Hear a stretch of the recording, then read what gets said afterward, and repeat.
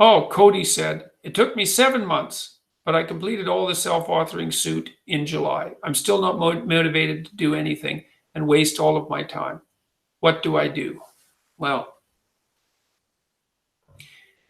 the first question is it true that you're not motivated to do anything? And is it true that you waste all of your time? It seems highly unlikely to me that both of those things are 100% true. So one of the things you might notice is, is there anything that you're motivated to do? I presume you're motivated to eat, although perhaps not. And I'm not being smart about this. Partly what I would say is two things. You might need some smaller goals. Like you have to shrink your goals to the point where you've established a plan forward that consists of steps that not only you would be willing to take, but that you would take. And so some of that's humility. It's like, man, I'm stuck. I can barely do anything. That's okay. Like, well, I'm laying in bed for 7 hours a day. Well, could I lay in bed for 6 hours and 6.5 hours tomorrow? Or while I'm in bed, could I do something somewhat useful? Could I read a book? Could I read one page of a book? Could I read a paragraph of a book? You have to find those steps forward that you would take. I really think it's useful to make friends with something like a Google Calendar, or whatever calendar program you might want to use, and start designing days that you would like to have, because that's the right way to use a calendar. And everyone out there that's listening, you should use a calendar to structure your days, because if you know what you're doing tomorrow, it decreases your anxiety substantially, because you need that kind of structure.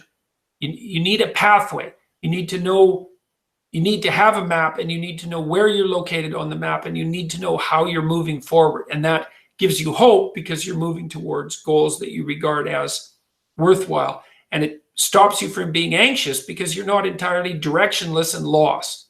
And so learning how to manage your time is useful. And you can start with a calendar. You can start with simple things, like you can put in, when you're likely to go to bed and when you're likely to get up. And regulating that's useful. That should be relatively ritualistically consistent. It's very difficult to get your life in order if your sleep-wake schedule is completely random, or if it's not aligned with like day and night, and if it's not aligned with the normative practices of other people. And so you may have to learn to get your sleep-wake cycle regulated properly. And then the same with your eating schedule. Those are very basic things. And you can do that badly, but that's what you want to approximate. 3 meals a day, let's say, because that's what people do normatively. And then you have to add small goals. Now, if that doesn't work, like if you can't make the goals small enough to achieve, it might be that you're not being humble enough with regards to your conceptions of your own ability. But you can tell if the goal that you put forward is a reasonable one if you're actually implementing it. Because if you're not, then by definition, it's not a reasonable goal. Like let's say you're sleeping all the time and your room is just a bloody complete disaster, and you think, well, I should clean up my room. It's like, well, maybe you can't, but maybe tomorrow you could hang up 2 shirts, or you could move 2 shirts from your bedroom to the laundry room, or you could bag up a bag of dirty clothes that you could conceivably take to a laundromat. And you just do that one thing, If your room's a catastrophe and you do that one thing, and then you did one thing like that for 15 days or 20 days, maybe your place would be in order. And so the trick is to get the trajectory right. And Cody, if that doesn't work, then you're going to need to talk to somebody. Maybe you need a partner that you can discuss these things with, where you both have a commitment, like a mutual commitment to attaining a certain set of goals. And that could be a friend. It could be somebody that you find online. It could be a professional. But if you find that you yourself you just can't get this going, then you're going to have to reach out to someone else to give you a hand. Maybe you need to sit down with a parent or a friend or somebody that you love and go over the self-authoring suite with them, to go over the future authoring plans and to discuss how that might be implemented. Because if you can't do it on your own, then, and maybe you shouldn't have to, then you have to reach out to other people. And so make your goals smaller. see if you can make friends with a schedule or a calendar. This is really important. All of you out there who aren't doing this, like I would say, all of the people that I know who have become successful in any way use a structured means to organize their time. They have lists of things to do. Like they have every day, there's a list of things to do that day.